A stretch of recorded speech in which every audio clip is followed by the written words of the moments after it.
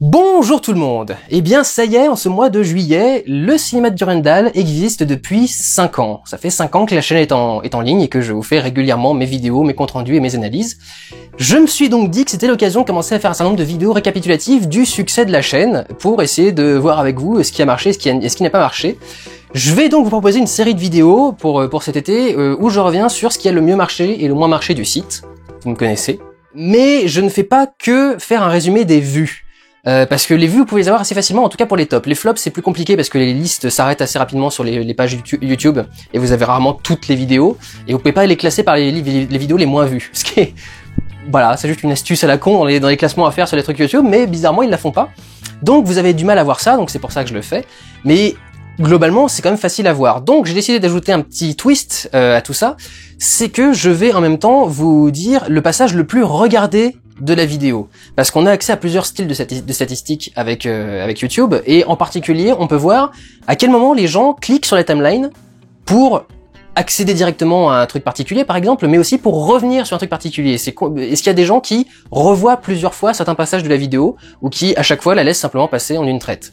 Donc on peut voir ce genre de choses, et j'ai décidé d'intégrer à ces classements, comme ça vous aurez pas que quelle est la vidéo la plus vue, vous aurez aussi le passage le plus vu dans la vidéo la plus vue.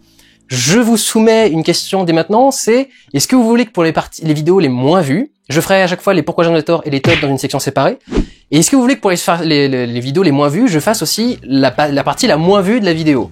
Je vous pose la question parce que c'est très compliqué parfois à faire, en particulier, je sais plus, j'ai mon classement là, mais je crois que le numéro 5 ou 6, et à peu près 7 ou 8 trucs du classement du top 10, sont ce qu'on appelle un encéphalogramme plat, 5 ans, toujours aussi bonne articulation, ça veut dire que ça fait je sais pas s'il y a des gens qui arrêtent, qui regardent, qui machin, mais la ligne ne bouge pas d'un trait, donc des fois vraiment je regarde s'il y a un petit coin, un petit moment, un tout petit bond qui arrive et je regarde cet endroit-là pour le mettre. C'est aussi compliqué de mettre un meilleur qu'un pire, donc dites-moi si vous voulez que je fasse dans les vidéos les moins vues le passage le moins vu, ou que je fasse les deux à la limite, peut-être, mais là pour le coup, je trouve plus intéressant dans les tops de faire que les plus vus, et dans les flops aussi, mais si vous préférez que dans les flops je fasse les parties les moins vues, je ferai les parties les moins vues. Avant juste de rentrer dans le top 10, il y a peut-être un élément de ce top 10, je vous le dis tout de suite, je vous dis pas à quelle place il est, c'est l'épisode sur la 3D. Le pourquoi j'en ai tort sur la 3D, qui s'inclut dans ce top, et je sais pas s'il a vraiment des raisons de s'y inclure, parce que c'est le premier épisode qui est dans la playlist des pourquoi Jérôme avait tort. Donc si vous cliquez lire la playlist complète pourquoi Jérôme avait tort, c'est la première vidéo qui se lance. Donc c'est peut-être pour ça qu'elle a beaucoup de vues, et c'est peut-être que ça crée un bug du coup dans ce top 10, une vidéo qui devrait pas tout à fait être là. Donc avant de vous le dire quel est le 10, je vais vous dire le 11, qui peut-être potentiellement serait le 10 si jamais l'épisode sur la 3D n'est pas inclus finalement dans le pourquoi j'en ai tort. L'épisode 11, c'est les Wachowski. Et j'ai envie de le dire parce que c'est une des vidéos dont je suis le plus fier, c'est une des vidéos pour lesquelles les gens envoient le plus de félicitations. D'ailleurs, régulièrement, je reçois encore des messages de félicitations pour ce que j'ai fait sur cette vidéo-là. Et malgré tout, elle n'est même pas parmi les plus vues de ma chaîne. Pour que vous commenciez à sentir certaines des frustrations qu'il y a dans ce métier quand même. Allons-y, on va y aller. Numéro 10. En numéro 10, avec environ 302 000 vues, arrive mon pourquoi Jérôme avait tort sur Autant en emporte le vent. Et je suis assez satisfait parce que potentiellement cette vidéo pouvait être une lettre de suicide. Si je m'étais vraiment complètement gouré sur Autant en emporte le vent, je pouvais perdre toute la crédibilité que j'essayais de créer depuis des années en faisant cette vidéo, et au final, c'est une de mes vidéos les plus vues, c'est aussi une de mes vidéos où je reçois le plus de félicitations. Les gens me disent le travail que t'as fait là-dessus est vraiment impressionnant, drôle et en même temps analytique, donc je suis vraiment super content du succès de cette vidéo parce que j'ai joué ma vie dessus. Vraiment, hein, j'ai joué ma vie dessus, j'aurais pu vraiment passer pour un con fini, et ça aurait pu être assez catastrophique. Dans la première partie, le passage le plus vu est à 21 minutes 50, et c'est le passage où je présente le personnage de Mamie en disant que c'est un des meilleurs personnages du film et un des plus sympas et un des plus cool. Et étant donné ce que j'ai essayé de défendre avec le film, je suis assez content que ce soit ce passage-là qui arrive en premier. Donc voilà. Yes, I couldn't I? Ah mon dieu, mais quelle saloperie cette gamine. Je comprends pas quoi. Oui, enfin un personnage qui la voit telle qu'elle est. Pour tout ce qu'il y a de mal à dire sur la représentation des Noirs dans le film, il faut admettre que le personnage de Mamie est beaucoup plus intelligent que les autres. Red Butler en dirait même que c'est l'une des rares personnes dont l'opinion compte pour lui car elle est assez clairvoyante vis-à-vis de ses patrons. Ça fait se demander pourquoi elle ne part pas, mais bon, c'est la seule qui sait la remettre à sa place. And I ain't noticed Mr. Ashley asking for to marry you. Mamie est une gueudin! I was talking about Mr. Ashley Wilkes. He'll be coming to Atlanta when he gets his leave, and you sitting there waiting for him just like a spider. Ouh, mamie. Un petit truc sur lequel j'avais envie de revenir, c'est que j'ai, en fait, assez récemment compris pourquoi est-ce qu'il persistait à vendre ce film comme un des plus beaux films du cinéma, une des plus belles histoires d'amour du cinéma en fait, sans vraiment parler du racisme. En fait, je me suis renseigné récemment sur les dernières éditions qui ont été faites de Ton emporte le vent, et presque toutes les éditions Blu-ray viennent avec des documentaires et des petites vidéos qui essayent de remettre le film dans son contexte historique et moral, et qui essayent de montrer que ce qui est dépeint dans le film n'est ni historiquement vrai, ni moralement vrai, ni quoi que ce soit vrai. Que c'est de la pure folie et du pur fantasme qui vient un peu de son époque. La raison pour laquelle le film est toujours présenté comme la plus belle histoire d'amour de tous les temps, alors que c'est totalement faux, c'est que c'est la seule chose qu'ils ont à vendre avec ce film. Ils peuvent pas le vendre pour autre chose. Ils peuvent pas dire un des plus beaux films, parce que le mot beau pourrait faire croire que le message du film et sa façon de représenter le Sud est aussi une belle chose. Alors non, on parle de beauté plastique, esthétique des images, on parle de beauté artistique sur certaines images, et je tiens à préciser, sur certaines images, la plupart des autres images sont des images classiques de films, faits de façon normale. Il y a quelques plans très précis qui sont particulièrement bossés et qui sont un peu plus jolis que les autres, rarement le fruit du réalisateur final du film, Victor Fleming, plus le travail des anciens réalisateurs. Et donc, il n'y a pas grand-chose au final à vendre dans ce film. L'histoire d'amour, en vérité, est d'ailleurs pourrie si on s'intéresse. Mais quand tu dois vendre un film, t'es obligé de trouver quelque chose à vendre dans le film. Donc comme tu peux pas vendre le contexte historique, parce qu'il est complètement faux et que ça peut créer des polémiques, tu peux pas vendre la représentation de la société, tu peux pas vendre plein de trucs, à peine l'esthétique du film, parce qu'au final c'est pas si terrible que ça, et je tiens à le rappeler, c'est le début du cinéma blockbuster que vous dénoncez extrêmement régulièrement. Si vous dites que Ton emporte le vent est cool, vous appréciez Transformers aussi, par exemple, et vous dites que c'est bien. Alors je fais partie des gens qui apprécient Transformers, mais parce que j'ai des raisons logiques d'apprécier Transformers, je dis pas juste que c'est cool comme ça. Et donc voilà, le truc c'est qu'ils ont fait, c'est du film de producteur qui a été vendu sur certaines grandes phrases, certains grands trucs, c'est une adaptation d'un roman qui a bien marché, un truc dans ce genre-là. C'est vraiment la définition du film hollywoodien blockbusteresque de A à Z, avec certains trucs impressionnants, mais c'est pas ce qui en fait un bon film, sachant qu'en plus ils ont menti sur pas mal de trucs impressionnants. Donc voilà, mais du coup c'est pour ça qu'il consiste et qu'il persiste à vendre ce film comme la plus belle histoire d'amour, c'est parce qu'ils peuvent pas le vendre autrement. Donc voilà, c'est assez rigolo au final. En partie 2, d'ailleurs, pour terminer, je vais pas vous mettre l'extrait complet, en partie 2 qui a fait 215 000 vues, alors là j'avais des doutes, quand j'ai mis des doutes je vous ai mis plusieurs passages, parce qu'il y a des fois les courbes sont compliquées à lire, on sait que le début est toujours plus lu que le reste, donc le début est souvent plus haut que le reste, donc faut éviter. À 3 minutes 50, il y a la scène bizarre. La scène où il y a ce soldat qui a déserté et qui débarque à Tara, et que Mélanie et Ashley et Scarlett se retrouvent obligés de tuer, et qu'il cache au reste de la famille. Et tu te dis déjà pourquoi vous le cachez au reste de la famille, qu'est-ce qu'ils vont en avoir à foutre que vous ayez buté quelqu'un, c'est pas votre première connerie non plus, et c'est pas le premier truc horrible qu'ils ont revu pendant la guerre. Voilà, assez rigolo que ce passage-là marche. C'est marrant parce que d'ailleurs cette scène, j'avais dit qu'elle était très étrange et qu'elle semblait pas faite comme les autres. On sentait qu'il y avait un poids moral sur la scène et que ça devait revenir en principe plus tard, que ça devait pas juste passer dans la scène et que ça devait revenir ensuite. Devinez qui a tourné cette scène? George Cukor, le premier réalisateur. Ça, j'en suis ravi. Là, toutes les scènes que j'ai trouvées différentes et où j'ai dit celle-ci me paraît bizarre, celle-ci me paraît bizarre, ce sont toujours les scènes tournées par George Cukor.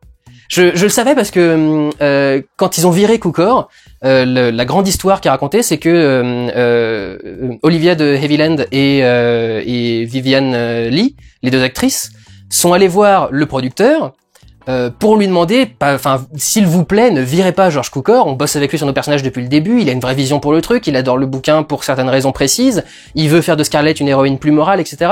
Vous pouvez pas le virer. Et la fameuse histoire, c'est qu'elles sont allées quémander à ce que le réalisateur reste en costume du tournage de cette journée-là, et le seul passage où Mélanie et Scarlett sont habillées comme c'est décrit, elles étaient avec leur robe noire de la scène. Le seul moment où elles sont en robe noire, c'est quand elles sont en deuil, pour la mort du premier mari de Scarlett et du frère de Mélanie, il me semble. Et c'est la scène où il y a tous les noms qui sont annoncés, les listes à Atlanta, des noms qui sont morts, des soldats qui sont morts au combat, etc. Et donc c'est tourné par Cukor. Là aussi, où il y a eu plus de figurants, où la scène est plus jolie, mieux tournée, il y a un truc plus graphique, etc. Je suis très content de cette vidéo. Je suis très content de cette vidéo. Le deuxième passage qui a bien marché d'ailleurs, c'est à 16:36, le passage où Ashley dit That was different, we didn't treat them that way. Certaines personnes essayent de défendre le passage en disant on ne les traitait pas comme ça, veut pas dire on les sudistes, veut dire on la famille de Ashley Wilkes. J'ai envie de vous dire oui, le problème c'est que les personnages de ce film, que ce soit Ashley ou les autres, représentent les sudistes dans ce film. Ils sont là pour ça. C'est une vision romancée du sudisme, et ces personnages sont là pour offrir des représentations des caractères sudistes de l'époque et des gens du Sud. Et donc le fait qu'ils soient particulièrement soft avec leurs esclaves est censé être un truc pour dire « Mais non, on n'était pas méchants avec nos esclaves, on faisait juste que les faire bosser sans les payer. » Ce qui est pas méchant, mais on les maltraitait pas, on les fouettait pas, on les machin... Ah! Et rien que le fait que cette réplique soit présente est pas bonne. Rien que le fait que ce soit là est une saloperie. Donc non, il y a rien à défendre dans cette réplique et dans ce film non plus. Numéro 9. Avec 324 000 vues pour la première partie, le Pourquoi J'irai aux auditeurs qui arrive en 9ème position est celui sur la saga Harry Potter. Là aussi, j'en suis assez content parce que c'est un de mes premiers gros travaux et un des premiers trucs que les gens me demandaient depuis longtemps justement. Enfin, que ça faisait longtemps que les gens réclamaient une saga sur Harry Potter, un Pourquoi J'adore sur Harry Potter. Donc, je suis content qu'il ait bien marché. Manifestement, vous l'attendiez effectivement depuis très longtemps. Pour le passage le plus vu, par contre, c'est très compliqué à déterminer parce que y a beaucoup de choses beaucoup vues au début et le reste de la ligne est un peu bizarre. Donc, j'ai beaucoup hésité. À 2 minutes 20. Il y a un passage qui est beaucoup vu sur l'évolution des effets spéciaux du début à la fin de la saga. Il faut faire preuve d'ingéniosité au début, comme le montre la scène du troll dans l'école des sorciers. Mélange à la fois d'un modèle numérique, d'interaction avec des accessoires, effets et mécanismes réels, et même d'une version animatronique, bien qu'elle ne serve qu'au plan large et ne bouge qu'une fois. Alors comparé à ce genre d'effet en fin de saga, on voit qu'il y a du progrès.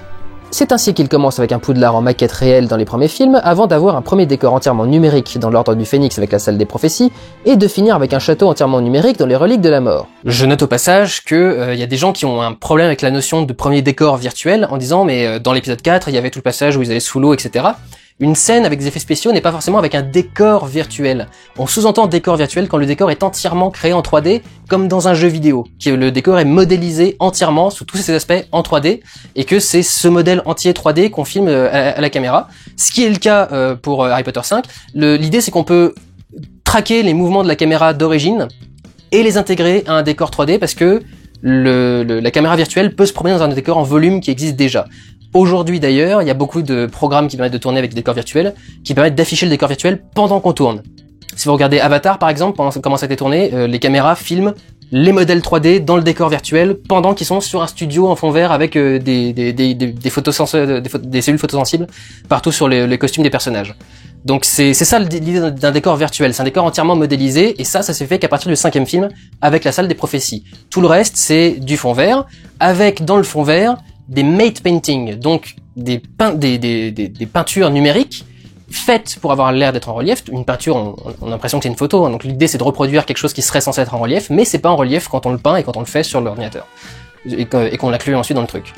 Donc voilà, un petit truc à préciser là-dessus. L'autre passage qui a beaucoup marché, je sais pas si c'est parce que on parle du casting,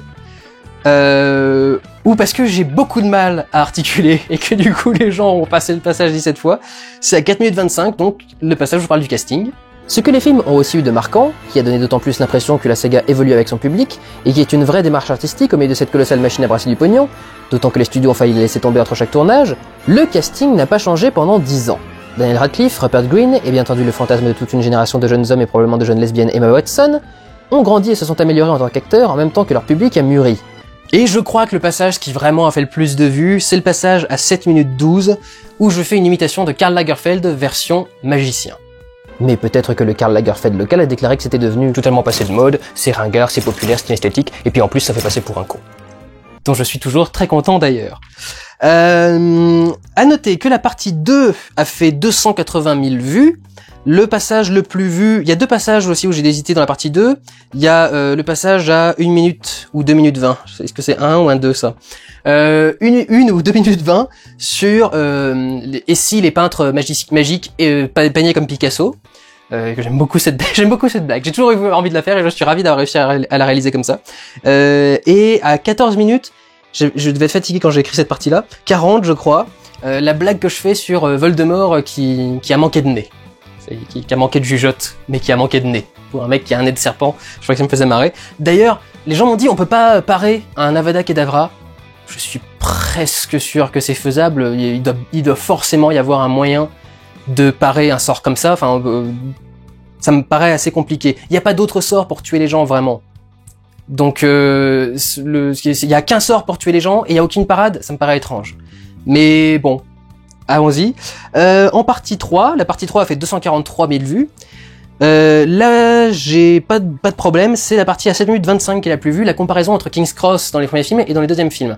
Et en partie 4, qui a fait 242 000 vues, donc entre la partie 3 et 4, peu de gens arrêtent de regarder, donc c'est bien. Là, j'ai un doute entre la partie, le passage à 6 minutes 4, où je parle de la mort de Voldemort, qui est un passage assez souvent revu. Je voudrais préciser d'ailleurs vite fait là-dessus, ce qui me manque, c'est l'impact. Je parle littéralement d'impact, comme si c'est comme si si c'était un duel avec des flingues, on voyait pas l'impact de balles.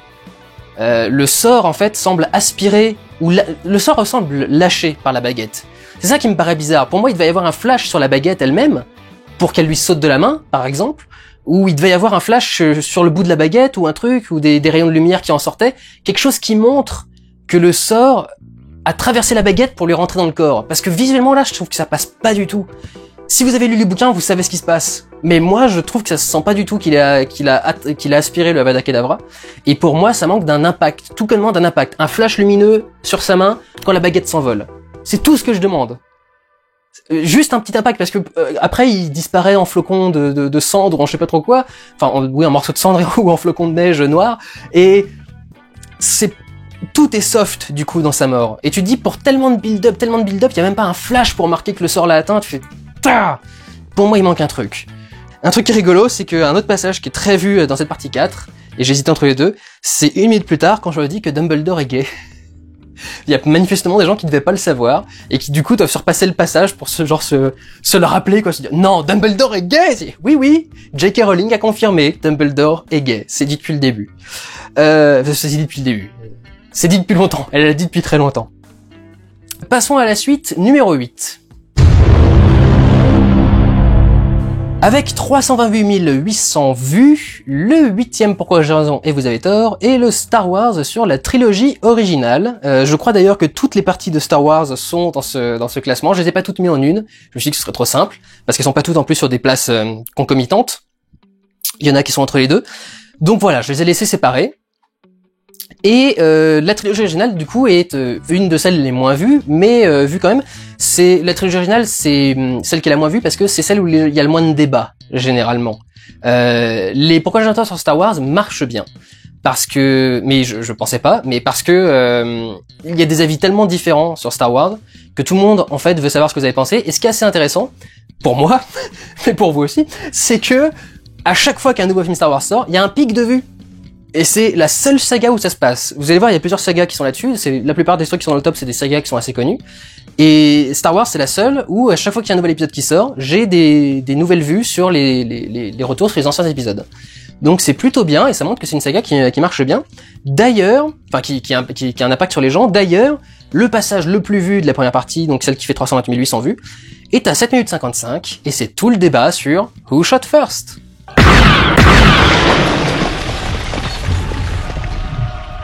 Oui, car on ne peut faire autrement que de parler du fameux Han Shot First. Dans la version originale, il n'y a même pas un cut rapide sur le tir du laser de Han. Tous deux discutent et Greedo explose directement. Dans la version de 97, les fans découvrent avec horreur un nouveau plan intercalé dans lequel Greedo tire, Han évite et riposte. Ce qui reste quand même fascinant parce que c'est absolument rien sur ce personnage. C'est juste re-rendre de la crédibilité à Greedo parce que un personnage est badass s'il arrive à vaincre des choses badass. Si Greedo est ridicule, Han Solo est pas badass. C'est juste un connard qui a décidé de buter quelqu'un, quoi. Donc c'est très particulier et ça me donne envie de vous parler d'un petit truc que j'ai en commun avec Ivan. Aucun de nous n'aime Han Solo. Aucun de nous n'aime le personnage de Han Solo, on le considère tous les deux comme un connard. On trouve que c'est juste un con, Han Solo, et on n'apprécie pas de le voir à l'image. Et quand on a vu le passage où Obi-Wan et Luke lui parlent à la cantina et vont et cherchent du coin pilote, la toute première fois qu'on a vu le film, on a eu la même pensée. C'est qu'on pensait que le personnage de Han Solo allait pas revenir. On pensait qu'ils avaient parlé à quelqu'un comme ça à la cantina, mais qu'ils allaient se dire que c'était des cons, ou qu'ils étaient spéciaux, et que fallait mieux aller trouver quelqu'un d'autre, et qu'ils allaient aller parler à un autre mec. On pensait pas que Han Solo allait vraiment devenir le pilote, et qu'il allait rester pendant tout le film. Et à vrai dire, on était presque un peu déçus. Et moi, en ce qui me concerne, j'ai jamais trouvé ce personnage particulièrement attachant, je vois vraiment pas ce qu'il y a de si cool à être une espèce de crétin de l'espace, là. Et donc voilà, je trouve ça assez rigolo, cette fascination pour certains trucs. Y a un truc qui est intéressant, dans ce qui est vu dans la partie 2, je vais faire un petit retour là-dessus avant de passer à la suite. Partie 2, à 4 minutes 17, le passage le plus vu, et le passage où je dis que la saga est un petit peu working progress, c'est-à-dire que la saga Star Wars s'améliore continuellement dans son récit. Par exemple, c'était à peu près certain que Dark Vador devait pas être aussi important dans l'Empire, dans l'épisode 4, parce que clairement son pouvoir est trop limité, le fait qu'il soit sous les ordres de Tarkin et qu'il accepte ses brimades et ses machins alors que c'est quand même le second de l'empereur, je trouve ça un peu particulier. Reste que il était prévu qu'il soit le père de Han Solo, qu'il soit le père de Luke Skywalker et de Leia, parce qu'il s'appelle Darth Vader et que Vader veut dire le père. Et c'est un point que je voudrais faire très clair pour les gens qui arrêtent pas de me dire que Star Wars 7 est aussi bordélique et décousu que ce qu'a fait Lucas. En me disant que mais c'est pas grave s'il y a des trucs qui changent entre deux films et s'ils ont pas prévu d'aller jusqu'à la fin, c'est comme ça qu'a été fait la saga d'origine. Non. Point final. Ce n'est pas comme ça qu'a été prévue la saga d'origine. La saga que fait Disney en ce moment, c'est de se dire il faut qu'on fasse un truc sur Star Wars pour gagner de l'argent. Faites-nous la même chose avec des personnages plus jeunes. Ils ont pris J.J. Abrams, qui en plus est un spécialiste de la revitalisation de licence en la faisant un peu plus moderne, cool et jeune, c'est ce qu'il a fait à Star Trek. D'ailleurs, en lui appliquant le schéma de Star Wars épisode 4, si vous regardez bien Star Trek 1, c'est un jeune homme qui rêve de devenir pilote, qui vit dans un désert et qui va aller dans l'espace pour se battre contre une machine géante qui détruit des planètes. Et je m'en suis rendu compte très récemment et j'ai un énorme relent de haine envers Star Wars épisode 1 d'un coup, le remake d'Abrams. J'adore le film, mais le fait que d'un seul coup je me rende compte que c'est une copie de l'épisode 4 me... Et donc, je voulais faire une vidéo spéciale dessus, finalement je vais juste le dire ici.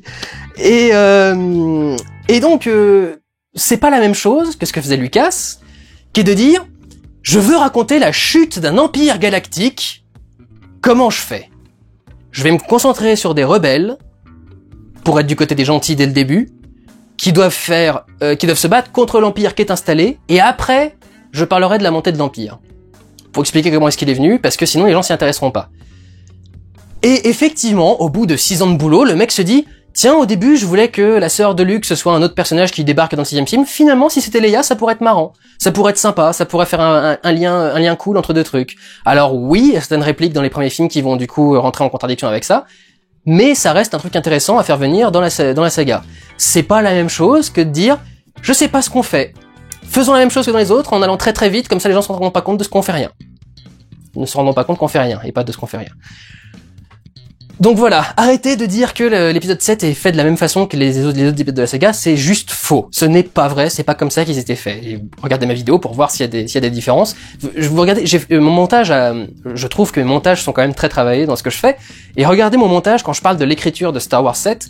Je vous mets de côté une image où on voit George Lucas qui est devant un storyboard qui fait la taille de mon étagère ici, et il est avec des stylos fluo à dire, alors cette partie-là on va la faire en truc réel, cette partie-là on va la faire en numérique, cette partie-là on va la faire machin. Et il fait ça pour tout le film, et il y a des tonnes et des tonnes de feuilles de recherche pour chaque décor et pour chaque truc, pour les valider et pour le bordel. Et à côté, vous voyez J.J. Abrams, le plan d'après, en train d'écrire le scénario, assis sur les marches d'un décor gigantesque, déjà fini, de l'Empire, et vide. Et vous le voyez vraiment en train de se prendre la tête comme ça. Et je trouve que les deux images côte à côte ont un sens incroyablement profond. Vous voyez l'un avec la masse d'histoires et de trucs qu'il a raconté, et son but c'est, bon, alors comment je le raconte, comment j'arrive à le faire, comment j'arrive à machin, et l'autre qui dit, bon, faut juste essayer de faire ça, allez, on le fait. Non, c'est pas la même chose. Numéro 7. Avec 304 000 vues, il s'agit de mon Pourquoi j'ai raison et vous avez tort sur la saga Alien, qui incluait d'ailleurs des retours sur les Alien vs Predator 1 et 2. La partie la plus vue, j'ai eu des doutes sur celui-ci. Le premier passage le plus vu, c'est le passage de 3 minutes 10 où je parle de la création de l'alien et de ce qu'il représente. Avec son budget ridicule pour un film de science-fiction, ses acteurs inconnus et ses scénaristes qui n'avaient écrit qu'un seul film auparavant qui avait été un gros flop, le film ne pouvait compter que sur une chose pour son succès. Le talent et l'expression artistique de son équipe. Scott contacte H.R. Giger, un Suisse complètement barré dont les illustrations malsaines inspirent énormément l'équipe. Il crée l'un des plus grands monstres de l'histoire du cinéma américain, le xénomorphe, à la fois gracieux et terrifiant. Ce monstre donnera à la saga un thème masqué qui est celui du viol. Il est profondément sexuel, son comportement de prédateur qui cherche ses victimes pour y enfoncer son appendice n'est égalé que par sa tête hautement phallique et le comportement du facehugger qui insémine ses victimes par la bouche. Et j'ai un petit truc à dire là-dessus par rapport à Alien Covenant, et à Prometheus, et à tout ce que fait Ridley Scott avec la saga actuelle d'ailleurs, les gens disent Ridley Scott a créé Alien, et le problème c'est que non. Alien, en vérité, a été créé par 4 personnes. Dan O'Bannon et Ronald Shusett, qui sont les deux scénaristes qui ont écrit l'histoire, qui ont écrit Les Caméras de l'espace, qui ont écrit tout le concept et toute l'histoire du film. Ridley Scott, qui s'est dit on va pas faire un alien avec des tentacules comme tous les autres films, on va pas faire un truc normal, et H.R. Giger, que Scott est allé chercher pour lui créer un alien, et qui a créé le côté sombre et mécanico-humain de l'alien, et surtout son côté violeur, et le fait qu'il incarne le côté, le prédateur sexuel en plus, mais vraiment les deux, il est prédateur et sexuel avec ce que ses formes impliquent, et tout le reste, donc il faut arrêter de croire que Ridley Scott a une légitimité totale à récupérer entièrement la saga Alien et à décider ce qu'il fait. C'est pas du tout... c'est d'ailleurs rarement ce qu'a fait Scott lui-même qui a fait marcher l'alien. La créature elle-même a marché parce que le design de Giger était génial. Ridley Scott l'a bien filmé, mais à la base le design de Giger était génial et le scénario qui avait été écrit par Dan O'Bannon et Ronald Shusett a intéressé les gens. Et c'est plus la version Aliens de James Cameron qui a plu aux gens que ce qu'a fait vraiment Ridley Scott avec. Donc, faut vraiment arrêter de dire que c'est lui qui est le papa de la saga et qui doit absolument contrôler les trucs, sachant qu'en plus le mec débarque en faisant bah oui, mais du coup je suis le papa, donc je fais mes films sans prendre en compte aucun des autres. Donc il y a plus de reine alien, il y a plus de machin, le 3 et le 4 sont oubliés, enfin c'est assez aberrant. Le pire étant quand Ridley Scott a le contrôle scénaristique du film, parce que c'est vraiment pas ce pourquoi il est fait. Ridley Scott c'est un mec qui est visuel et dans, on va dire dans le ressenti, dans l'émotion quoi. Donc il sait travailler le rythme et l'image, mais l'histoire, les enjeux et tout le bordel, il a vraiment du mal. C'est pas vraiment pour ça qu'il est le plus doué. Donc c'est toujours un problème quand il commence à gérer ce genre de truc. Et typiquement, ce qui va pas avec cette nouvelle saga, c'est l'histoire. C'est bon déjà c'est mal écrit parce que les personnages sont insupportables, etc. Mais c'est l'histoire qui est pas très bonne. C'est un truc notable par exemple. Les gens se disent mais qu'est-ce que ça peut te foutre que les personnages soient cons? Si les personnages sont cons, la menace n'est pas importante. Ils peuvent être attaqués par des aliens ou par un Rottweiler, ce sera la même chose. S'ils sont cons, ils vont mourir. C'est ça le truc, c'est que ce qui fait la puissance de l'alien, c'est que dans tous les films, Ripley fait tout ce qu'elle peut et ce qu'il faut pour arrêter l'alien. Et malgré tout, l'alien continue à avancer. C'est ça qui montre que l'alien est une grande créature, c'est ça qui montre qu'elle est digne de respect et d'admiration. Et c'est ça qui en fait une créature impressionnante. Si les personnages sont stupides, c'est normal qu'ils meurent tous les uns après les autres. C'est le principe du slasher movie presque, le slasher avec les ados qui meurent les uns après les autres parce qu'on a presque envie de les voir mourir. Et tu dis bah c'est du slasher alien. Il y a des concepts Enfin, il y a une idée proche du slasher avec le prédateur qui va tuer les gens petit à petit, mais c'est plutôt un film d'horreur, un vrai film d'horreur qu'un slasher, quoi. Donc, ce qui est intéressant d'ailleurs, c'est que Ridley Scott a en partie pourri Prometheus, parce que justement, il gère pas le scénario. Et à chaque fois qu'il coupe des éléments de scénario, c'est les éléments qui sont importants pour développer l'histoire, les enjeux et tout le bordel. Donc c'est assez, c'est clairement le truc auquel il faut pas qu'il touche, Scott, au scénario. Et c'est le truc auquel il touche dans cette nouvelle saga. Et ce qui est rigolo, c'est que à 7 minutes 50, le deuxième passage le plus vu de cette vidéo, c'est le passage où je parle de la façon qu'a James Cameron de couper ses versions longues pour le cinéma. Il fait toujours la même connerie, c'est de couper tout ce qui développe la personnalité et les liens entre les personnages, pour ne garder quasiment que les scènes d'action et quelques scènes de dialogue. C'est un peu comme si on avait coupé dans Titanic toute la romance entre Rose et Jack, pour ne garder que 2-3 scènes de discussion entre les deux avant le gros plouf. Dans Abyss, cela passe sous silence tous les problèmes de couple et du lien amoureux entre Bud et Lindsay. Dans Terminator 2, cela retire pas mal de scènes qui montrent les liens compliqués entre Sarah et John Connor, et entre eux et le T-800. Dans Avatar, on oublie totalement la romance entre Trudy et Norm, et on retire des scènes qui décrivent les relations avec les navis. Dans Aliens, c'est extrêmement dommageable. Ripley avait une fille. Elle avait une douzaine d'années quand elle est partie au boulot avec ses collègues faire du freight dans l'espace. Au début du film, Ripley apprend qu'elle est morte de vieillesse et qu'elle n'a jamais eu d'enfant. Ripley est bouleversée par cela, et si elle s'attache tellement à Newt, c'est parce qu'elle y voit inconsciemment une chance de rattraper cet échec familial. Scott coupe tout ce qui développe les enjeux de l'histoire, Cameron garde tout ce qui développe les enjeux de l'histoire et supprime ce qui développe les personnages. Et les messages et les thèmes, en gros, presque. C'est marrant de voir ce que chacun coupe et qu'il y en a un qui amène un résultat beaucoup plus intéressant qu'un autre. Donc voilà pour ce qui est de cette septième place. Passons au numéro 6. Avec seulement 400 000 vues de plus que la 7e position, en 6e position se trouve Star Wars 7. Avec donc 343 400 vues. Alors j'ai déjà eu l'occasion d'en parler, je vais en reparler plus loin, donc je vais pas aller trop dans le détail dans ce qui est dans la vidéo, mais je suis quand même très content que cette vidéo-là ait bien marché. Cela dit, un truc qui est particulièrement rageant, c'est que la deuxième partie a fait 100 000 vues de moins. Quand vous avez 100 000 vues d'écart entre deux parties d'une vidéo, vous avez un peu là quand même. Mais bon. Dans la première partie, le passage le plus vu est celui à 3 minutes 40. Mais il y a un doute vu qu'il est au début, mais c'est la scène où je parle de la première scène numérique tournée dans la saga Star Wars. Alors en plus vous allez rire, devinez quelle scène dans cette saga si détestée pour son travail du numérique est la première à avoir été tournée par une caméra numérique. C'est la scène où Qui-Gon nous révèle l'existence des midi-chloriens. Tout ce que les gens détestent de la prélogie réuni dans une scène de l'épisode 1, grand chelem.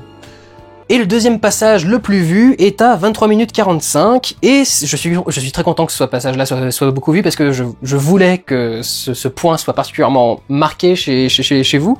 C'est le comparatif entre le personnage qui est Kylo Ren et qui était Anakin Skywalker dans Star Wars épisodes 2 et 3.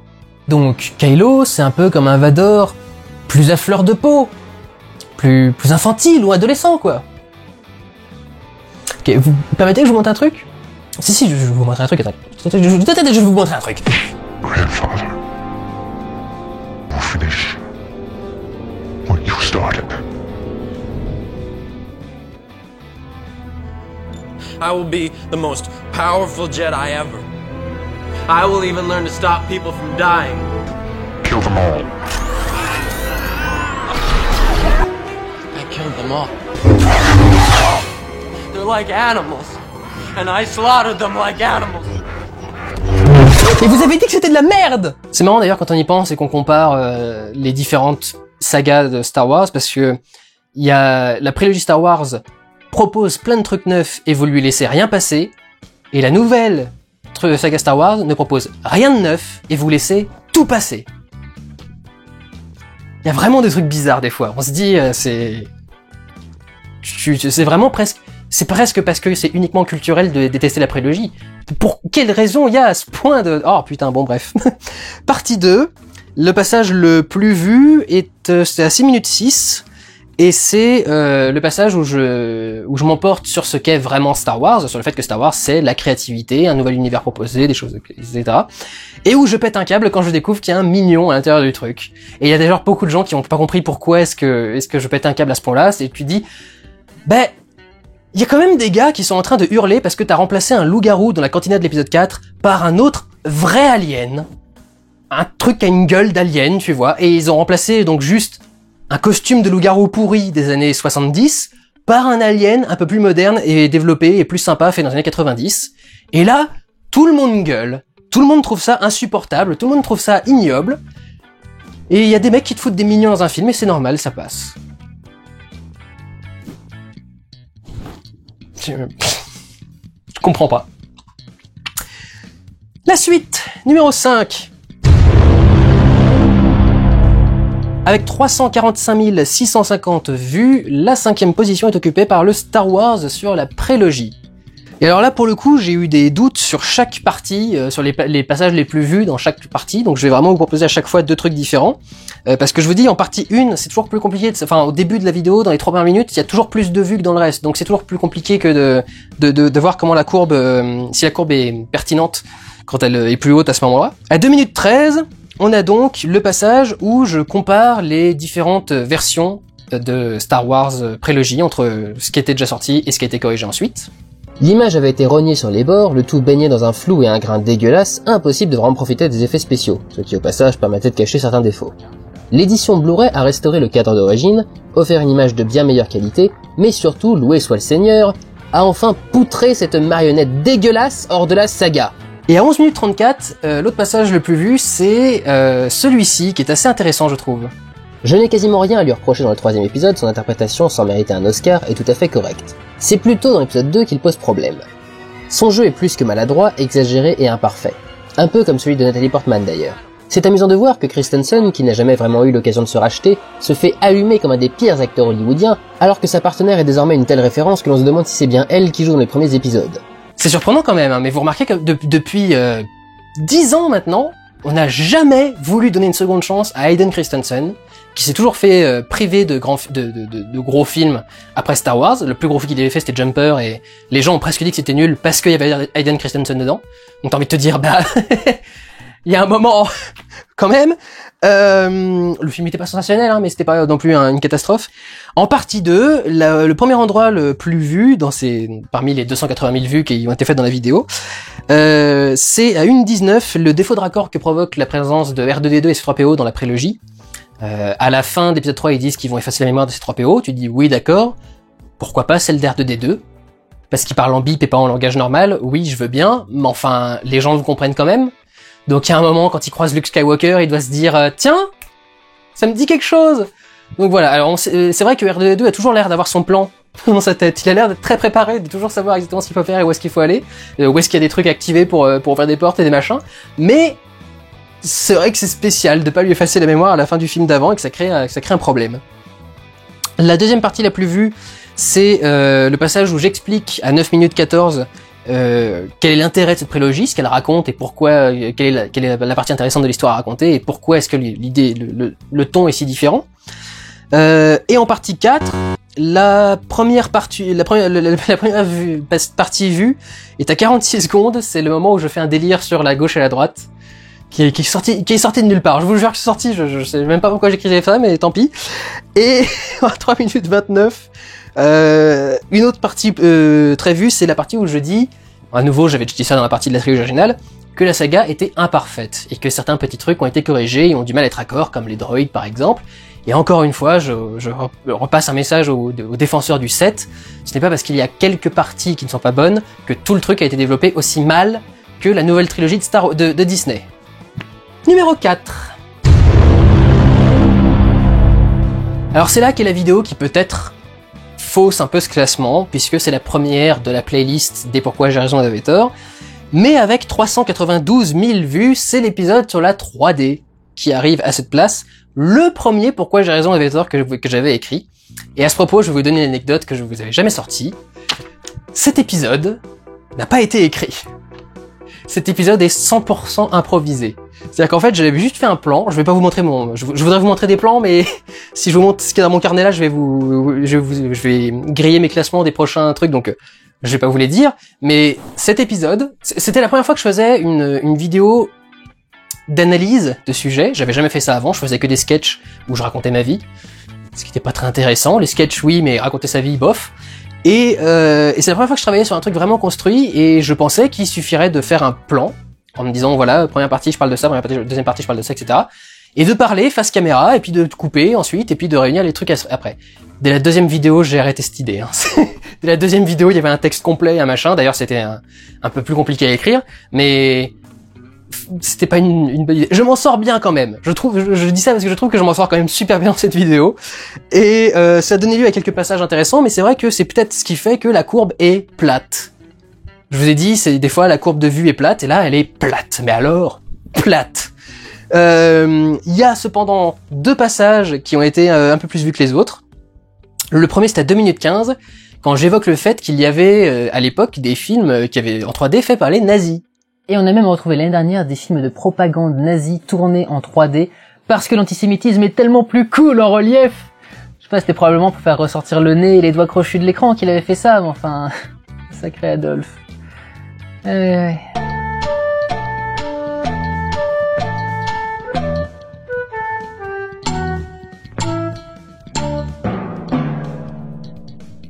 Et la deuxième partie, toute proche, à 3 minutes 7, quand j'évoque le fait que la 3D était beaucoup utilisée pour les suites, et ce, dès les années 70, de la deuxième vague qui serait du coup une troisième vague en fait. La première vague a eu lieu dans les années 20, la deuxième vague a eu lieu dans les années 50, troisième vague dans les 70-80, et là on a la quatrième vague de 3D avec Avatar qui a démarré en 2000 et quelques. 9, je crois. Bien entendu, la 3D a souvent été utilisée comme un argument commercial pour dynamiser les suites de films déjà sortis. On peut noter par exemple le 3e volet de la saga Vendredi 13, le 3e volet de la saga des Dents de la Mer, le 3e volet d'Amityville, le 3e Spy Kids, le 3e Âge de Glace, le 3e Transformers, encore qu'il n'ait quasiment pas parlé de la 3D dans le film. Et où est-ce que je veux en venir avec tout ça? C'est que la 3D ça existe depuis longtemps. Alors pourquoi est-ce qu'on essaye à ce point de vendre le cinéma 3D et pourquoi ça ne marche pas jusque-là? C'est là depuis très longtemps la 3D et c'est intéressant que ces passages-là marchent bien. J'adorais la réplique que j'avais fait avec la 3D nazie. L'antisémitisme est tellement plus cool en relief. Mais si vous voulez juste voir des vieux films en 3D, et si vous avez une installation 3D et des trucs dans ce genre-là, il y a un Blu-ray qui est sorti qui s'appelle 3D Rarities. Et c'est un film un Blu-ray qui cumule tout ce qu'ils ont retrouvé de films 3D qui existe depuis les années 1920. Je vous dis, la première section c'est 1922-1927, ou en 1922-1937, et c'est assez bluffant de voir qu'à l'époque on faisait une putain de 3D. Le concept a été développé très vite, hein, le fait d'avoir juste 2 angles différents pour voir un truc et avoir du coup des lunettes. C'est marrant parce qu'ils laissent sur les films qu'ils mettent dans le truc les notices qui étaient à l'époque où on disait aux gens comment utiliser leurs lunettes et quel truc ils devaient mettre devant telle lunette. Et c'était marrant parce qu'à l'époque ils faisaient des tests. Il y avait des tests en début d'image pour faire fermer un œil et ensuite ouvrir l'autre et vous allez voir une image différente à chaque fois.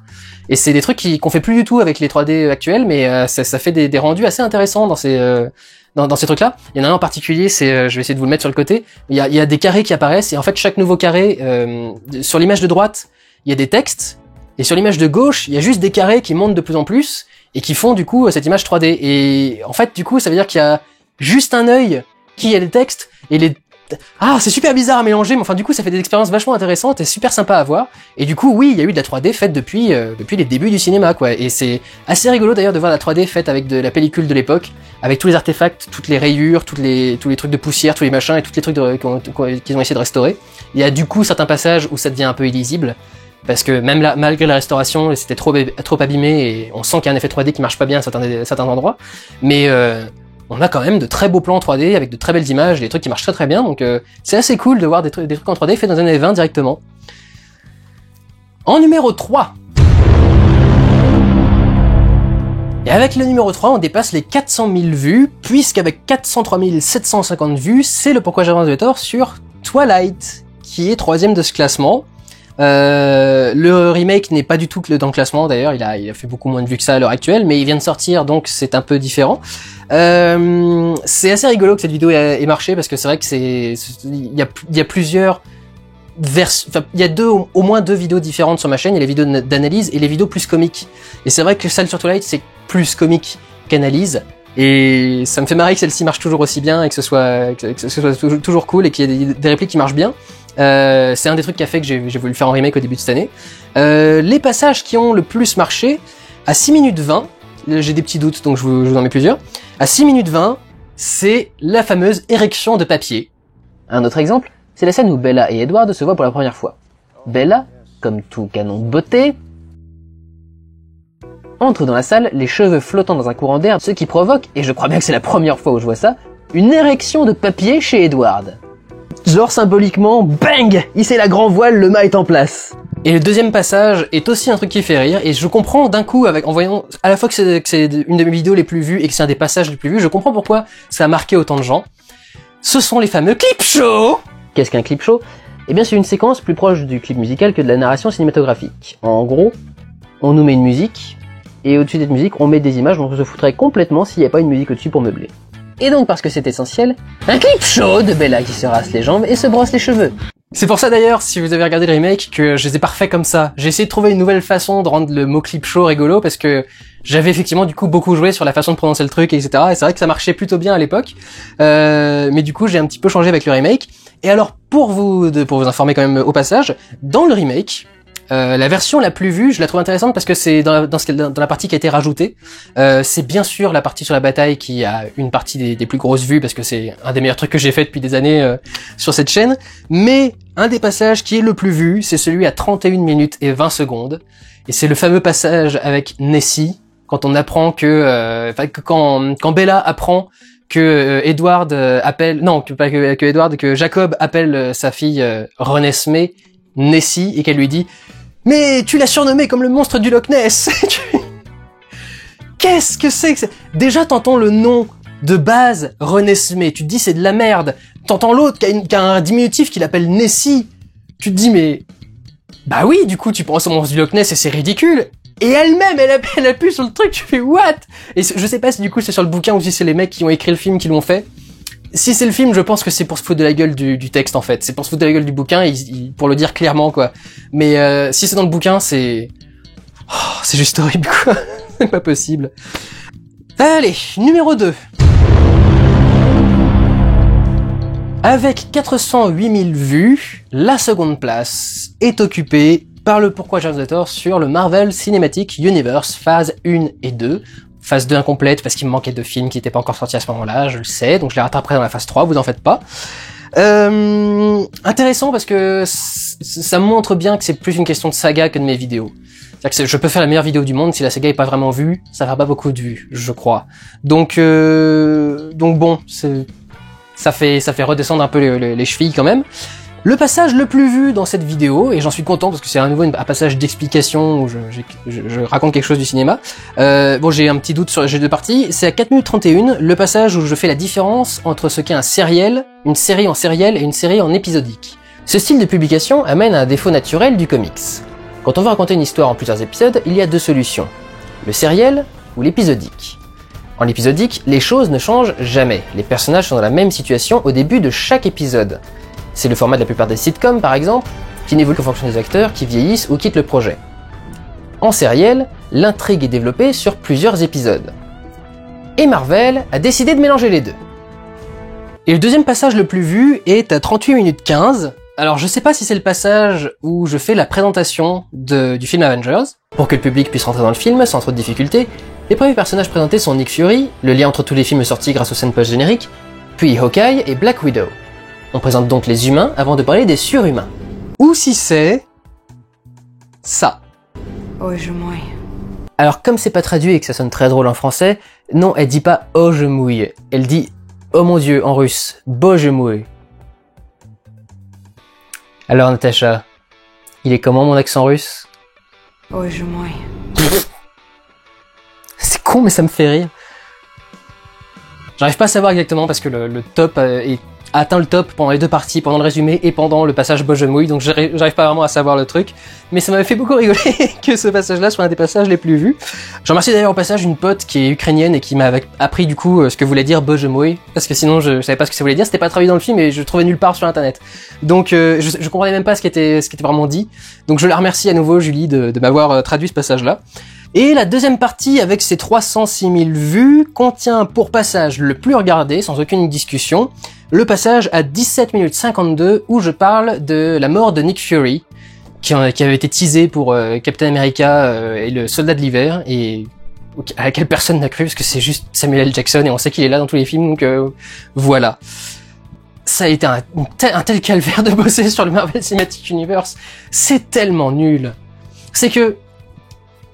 il y a rien à dire sur le Marvel... Enfin, oui, c'est ça. En gros, il y a rien à dire sur le Marvel Cinematic Universe. Ce sont des films moyens. Ce sont des films extrêmement moyen. Ce qui fait que dès qu'il tente vers le moyen moins, pour moi c'est déjà une catastrophe, mais c'est vraiment pas une grosse quantité de bons films, le Marvel Cinematic Universe. Et c'est quelque part ma critique, c'est de dire putain, vous faites une saga, vous êtes presque sûr que tous les films vont se rembourser, vous pourriez au moins faire des bons films, vous pourriez au moins bouger le cul à faire des bons films, quoi. Et non, c'est que des films moyens. Donc, travailler là-dessus, c'était un peu insupportable. Donc, que ça a été bien rémunéré, tant mieux, quoi, parce que la plupart des critiques en plus ont bien été entendues. Je veux dire, à peu près tout ce que j'ai dit a été plutôt correctement reçu et assez logique. Donc voilà, je pense que c'est une bonne vidéo et je suis assez content qu'elle soit deuxième du classement. Ce qui va nous amener, tout logiquement, à la première place. Et en première place, régnant en maître sur les Pourquoi j'ai raison et vous avez tort avec ses 535 400 vues, le Pourquoi j'ai raison et tort sur Prometheus. J'en suis quand même super content, parce que c'est pas le plus gros gadin cinématographique, c'est pas le meilleur succès cinématographique non plus, donc là c'est vraiment moi. J'en suis vraiment ravi parce que, alors c'est peut-être un truc que vous ignorez, je sais pas si je l'ai déjà dit publiquement, mais dans les anecdotes, le Pourquoi j'ai raison et tort sur Prometheus est celui qui a inspiré toute la saga des Pourquoi j'ai raison et vous avez tort. Toute la chaîne a été basée sur cette vidéo. C'est parce que j'ai eu l'idée de cette vidéo et parce que je voulais faire cette vidéo que j'ai fait tout le reste. Et en particulier, le générique, parfois décrié à cause du volume, etc., du générique des Pourquoi j'ai raison et tort, c'est parce que dans ma tête, j'avais le truc de réaliser une vidéo où j'allais me mettre à hurler, ce film est une merde, et là il allait y avoir une énorme explosion, et il devait y avoir marqué j'ai raison et vous avez tort. Et c'est comme ça que j'ai eu l'idée du générique de Pourquoi j'ai raison et vous avez tort, du concept de l'émission de Pourquoi j'ai raison et vous avez tort, et c'est comme ça que je me suis lancé, c'est parce que je voulais parler de Prometheus. Donc que ça finisse par être la vidéo la plus vue de la chaîne, quelque part, c'est quand même plutôt cool. C'est quand même plutôt bien, et c'est assez parlant, ça montre bien qu'effectivement tout l'esprit de la chaîne est résumé dans cette vidéo-là, quoi. Elle est même pas trop mal faite pour une de mes vidéos de l'époque, parce que j'étais un peu plus mou à l'époque, j'avais moins de rythme et de diction, les gens me demandent pourquoi je parle super vite, parce que quand je regarde mes vidéos de l'époque, je me fais chier devant, je sais pas comment vous faites, mais moi je les trouve molles, enfin pour certaines en tout cas, et du coup, c'est vrai que celle sur Prometheus, je la trouve moins molle que les autres, parce que je suis plus énervé, et les passages où je suis mou passent parce que je suis dépressif. Et il y a tout le côté médicaments et tout le bordel qui m'a créé d'ailleurs un petit running gag, je l'ai fait régulièrement. Et donc voilà, c'est vrai que je suis très content que cette vidéo-là soit la plus vue de la chaîne. Il y a quand même un signal fort dans le fait que ce soit la vidéo la plus vue. Je tiens à signaler d'ailleurs que comme c'est la plus vue, c'est aussi celle où on me dit le plus souvent que les parties 2 et 3 sont strikées et totalement inaccessibles.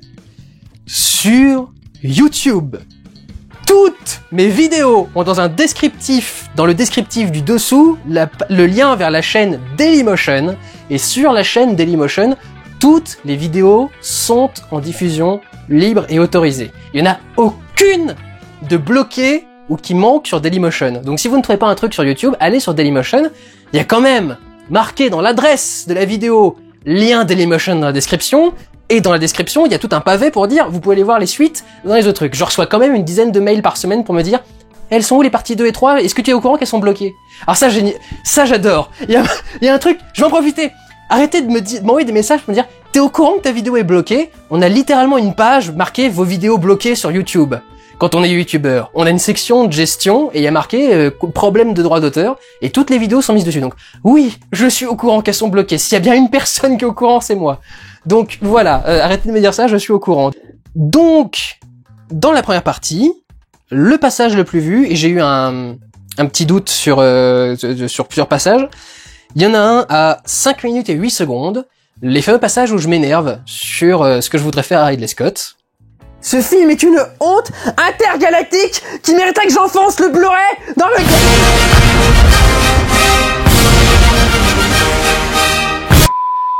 Et le passage à 20 minutes 30, où là aussi, je pensais pas que ça deviendrait un running gag. Enfin, je voulais que ça devienne un running gag, mais je pensais pas qu'il serait aussi réussi. C'est celui-ci. What is our purpose? Qu'est-ce que c'est que cette merde? Peter Weyland, un personnage quasi centenaire, est joué par Guy Pearce, qui est un acteur qui a à peine atteint la cinquantaine, et qui porte un des maquillages de vieux les plus dégueulasses que j'ai vus depuis... Harry Potter 7 partie 2 ? Guy Pearce avec une prothèse dégueulasse fait un petit speech et présente David comme le fils qu'il n'a jamais eu, ce qui fait réagir Vickers. Je l'ai même fait revenir dans d'autres vidéos parce que maintenant les gens me disent régulièrement quand ils voient Guy Pearce avec une prothèse dans un film, Guy Pearce avec ou sans prothèse dégueulasse. C'est assez rigolo, mais celle-ci a vraiment marché et est vraiment rentré dans la tête des gens et ils la ressortent très souvent et dès qu'il y a un film avec Guy Pearce maquillé d'une façon ou d'une autre, le truc avec une prothèse dégueulasse revient. C'est rigolo mais ça fait plaisir quoi, quand t'as des trucs t'as envie qu'ils marquent et qu'ils se retrouvent à marquer les gens finalement, tu te fais ah ça y est, ça a bien marché quoi, ce que je voulais faire a marché. En partie 2, la partie qui a le plus été vue est à 7 minutes 27 et c'est la partie où je décris l'alien qui leur saute à la gueule, qui bute Fifield et Milburn. Et en partie numéro 3, là aussi, un truc qui a vraiment très bien marché, et j'espérais que ça marche, mais je suis content que ça a marché à ce point. Un poulpe! Un fucking poulpe! Et je suis content que ça marche, parce que c'est ça que je voulais faire marcher, ça ressemble à un calamar, ce truc. Enfin, un calamar ou un poulpe, la même famille, mais ça ressemble à une pieuvre, à tout ce que tu veux, mais... Alors que t'avais dit que dans le premier Alien, tu voulais justement éviter le gros alien à tentacules, et tu nous fous ça dans Prometheus? Tu te rends pas compte à quel point c'est nul? Putain, Ridley Scott! Bordel de merde, je comprends pas comment il se débrouille, putain! Donc voilà, je suis enchanté que le Pourquoi j'auteur sur Prometheus soit parmi les plus vus de la chaîne. Je vous dis, mon petit choix personnel aurait été sur les Wachowski, mais que ce soit Prometheus, c'est une très grande satisfaction et je suis assez content, en fait, à peu près tout ce qui est là-dessus. Ce qui est plus énervant, c'est certaines des vidéos qui sont des Pourquoi j'auteur qui sont les moins vues, et ça, ce sera donc sur une prochaine vidéo, puisqu'on en a fini avec celle-ci. Je vous retrouverai donc pour une deuxième vidéo sur les vlogs les plus vus et les passages les plus vus, une troisième vidéo sur les Pourquoi j'auteur les moins vus, et une quatrième vidéo sur les vlogs les moins vus. En attendant, je vous remercie encore une fois de me suivre depuis 5 ans, s'il y en a qui me suivent depuis 5 ans, ou de me suivre tout court si vous m'avez suivi régulièrement. Prenez soin de vous, allez voir des films. Ciao!